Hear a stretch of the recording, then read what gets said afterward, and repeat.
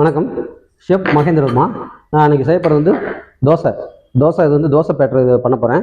தோசை மாவில் வந்து நிறையா விதம் இருக்குது. நான் வந்து பண்ண போகிறது வந்து கர்நாடகா ஸ்டைலில், பெங்களூர் ஸ்டைலில் பண்ண போகிறேன். அந்த கர்நாடகா பெங்களூர் ஸ்டைல் என்ன பண்ணுவாங்கன்னா, அது கூட ரவா அவுள் சேர்ப்பாங்க. அது கூட நம்ம நார்மலாக சேர்க்குறது கடலைப்பருப்பு, வெந்தயம், இட்லி அரிசி மேக்ஸிமம் யூஸ் பண்ணுவாங்க. நம்ம யூஸ் பண்ணுறது வந்து பச்சை அரிசி, புழுங்கரிசி ரெண்டும் யூஸ் பண்ணுறோம். இது ரொம்ப அருமையாக இருக்கும், வித்தியாசமாக இருக்கும். ரவை வந்து யூஸ் பண்ணதுனால உங்களுக்கு கொஞ்சம் அதிகமாக யூஸ் பண்ணால் முறுமுறுன்னு இருக்கும். 1 கிலோவுக்கு வந்து ஒரு 30 கிராம் 35 கிராம் யூஸ் பண்ணால் நல்லா முறுமுறுன்னு வரும்.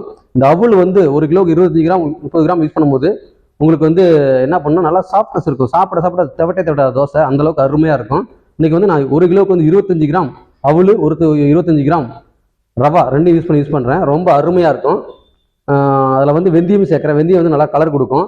கடலைப்பருப்பு நல்லா கலர் கொடுக்கும். இது சேர்த்து உங்களுக்கு நான் இன்றைக்கி எப்படின்னு பண்ணி காமிக்கிறேன். இது ரொம்ப அருமையாக இருக்கும், வித்தியாசமாகவும் இருக்கும்.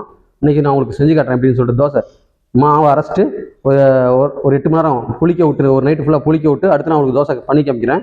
இது வந்து சாம்பாரோடவும் தேங்காய் சட்னி வித் தக்காளி சட்னியோட சாப்பிட்டா ரொம்ப அருமையாக இருக்கும். எந்த சட்னி சாப்பிட்டா ரொம்ப அருமையாக இருக்கும். ஆனால் சாம்பார் சட்னியோட தேங்காய் சட்னியோட சாப்பிட்றதுக்கு ரொம்ப ரொம்ப அருமையாக இருக்கும்.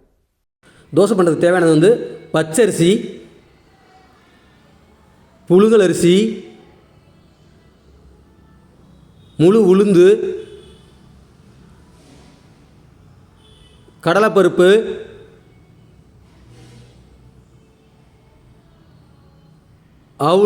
அவுள் வந்து நல்லா சாஃப்ட்னஸாக இருக்கும். தோசை சாப்பிட தவட்டாது.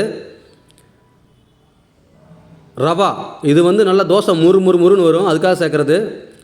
வெந்தயம் தோசை வந்து கலர் கொடுக்கும், நல்லா உடம்பு குளிர்ச்சியாக இருக்கும். இப்போ பச்சரிசி வந்து 1/2 கிலோ எடுக்கிறோம். 1 கப்பு 100 கிராமு, நம்ம 5 கப்பு எடுக்கிறோம். 1 cup, 2 cup,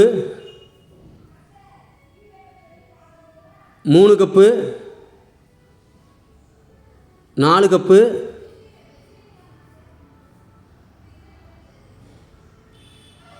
5 cup.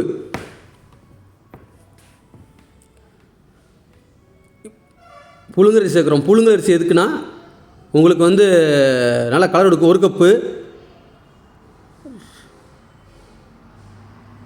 2 cup, 3 cup, 4 cup, 5 cup புழுங்கரிசி சேர்த்துருக்கோம். இப்போ இதே அளவில் வந்து நீங்கள் எந்த கப்பில் வேணுமோ எடுத்துக்கலாம்.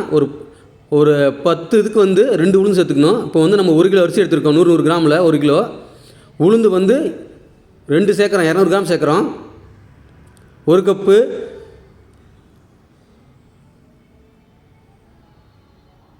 2 கப்பு நல்ல ரகமான உளுந்தாக இருக்கும். இட்லி தோசைக்கு வந்து நல்ல ரகமான உளுந்தாக நல்லா தோசை நல்லாயிருக்கும், இட்லி நல்லாயிருக்கும். இப்போ வந்து நம்ம வந்து கடலைப்பருப்பு 1 கப்பு எடுக்கிறோம். இது வந்து 100 கிராமு. இது வந்து நல்லா கலர் கொடுக்கும், நல்லா ருசியாகவும் இருக்கும். இது கூட வந்து வெந்தயம் 1 டீஸ்பூன் சேர்க்குறோம்.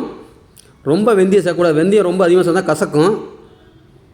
சும்மா பேருக்கு 1 டீஸ்பூன் கம்மியாகவே போட்டால், இதில் கம்மி பண்ணால் பண்ணிக்கலாம். ரொம்ப அதிகமாக போட்டால் கசப்பு எடுத்துக்கும். இது வந்து நல்லா கலர் கொடுக்கும் தோசைக்கு. அதுக்குனால நல்லா ஒரு டைஜஷன் நல்லாகும், அதனால் போடுறது வெந்தயம். இது நல்லா போட்டு மிக்ஸ் பண்ணிக்கணும். இப்போ வந்து இது கூட தேக்கிறதுக்கு ரவா அவுள் 2 சேர்த்துக்கணும். இது வந்து நம்ம கர்நாடகா ஸ்டைலுங்கிறதுனால பெங்களூர் ஸ்டைலில் இதுமாதிரி ப்ரிப்ரேஷன் பண்ணுறோம். இதெல்லாம் ஒன்றா மிக்ஸ் பண்ணிக்கிட்டு இப்போ உளுந்து, அரிசி, கடலைப்பருப்பு, வெந்தயம் இது மட்டும் ஒன்றா மிக்ஸ் பண்ணி ஒரு 5 வாட்டி கழுவி எடுத்துக்கணும். அதுக்கப்புறம் ஒரு 5 மணி நேரம் ஊற பண்ண அப்புறம் கிரைண்டில் அரைக்கும் போது ரவா ஒரு 25 கிராமு, அவுள் ஒரு 25 கிராம். இன்னும் உங்களுக்கு வந்து ரொம்ப சாஃப்டாக வேணும், முறுமுறுன்னா இன்னும் ஒரு 5 கிராம் சேர்த்துக்கலாம். நான் 25 கிராம் சேர்த்துருக்கேன். எல்லாம் ஒன்றா மிக்ஸ் பண்ணிட்டு மினிமம் ஒரு 5 to 10 நிமிஷம் வைக்கணும். வச்சுட்டு தண்ணியை வடிகிட்டு கிரைண்டரில் அரைக்க விடணும். கிரைண்டரில் அரைக்கும் போது நல்லா ரொம்ப ஃபைனாக அரைக்கக்கூடாது, மாவு ரொம்ப அரைக்கக்கூடாது. ஒரு கோர்ஸாக அரைக்கணும். தோசைக்கு எந்த அளவுக்கு வேணுமோ அந்தளவுக்கு அரைக்கணும். எடுத்துக்கிட்டு ஒரு 8 மணி நேரம் மாவு புளித்த பிறகு அது கூட வந்து சர்க்கரை ஒரு 5 கிராம், தேவையான உப்பு, கொஞ்சம் தண்ணியை சேர்த்து ஒரு 10 நிமிஷம் மிக்ஸ் பண்ணி வச்சிடணும். அதுக்கப்புறம் தோசை ஊற்றணும். அருமையான தோசை வரும். இப்போ தோசை ஊற்றும் போது ரொம்ப ஈஸியாகவும் இருக்கும் ஊற்றுறதுக்கு, ரொம்ப அருமையாக வரும் தோசை. பாருங்கள், ஊற்றும் போது பாருங்கள் ரொம்ப அருமையாக இருக்கும் தோசை ஊற்றுறதுக்கு. நல்லா பொறுமையாக உங்களுக்கு எந்த சைஸில் வேணுமோ அந்தளவுக்கு தோசை ஊற்றிக்கலாம். ஊற்றிட்டு பாருங்கள் பொறுமையாக, ரொம்ப நெருப்பு அதிகமாகக்கூடாது. மலைச்சாரல் நெய்யை விடணும், இல்லை உங்களுக்கு தேவைப்பட்ட எண்ணெய் கூட நீங்கள் விடலாம். ஆனால் நெய் வந்து ரொம்ப அருமையாக இருக்கும். இப்போ வந்து தோசை ரெடி ஆகிடுச்சு. இது வந்து கோல்டன் ப்ரௌன் கலரில் எடுக்கணும். தோசை ரெடி ஆகிடுச்சு. இப்போ நம்ம எடுக்கிறோம். ரொம்ப நேரம் வச்சாலும் தோசை கருகிடும். கோல்டன் ப்ரௌன் கலர் எடுக்கிறேன். உங்களுக்கு தேவைப்பட்டால் இன்னும் கூட அதிகமாக கலர் வரும். ஆனால் இந்த கலர் இருந்தாவே போதும். தோசை அருமையாக இருக்கும், முறுமுறுன்னு இருக்கும்.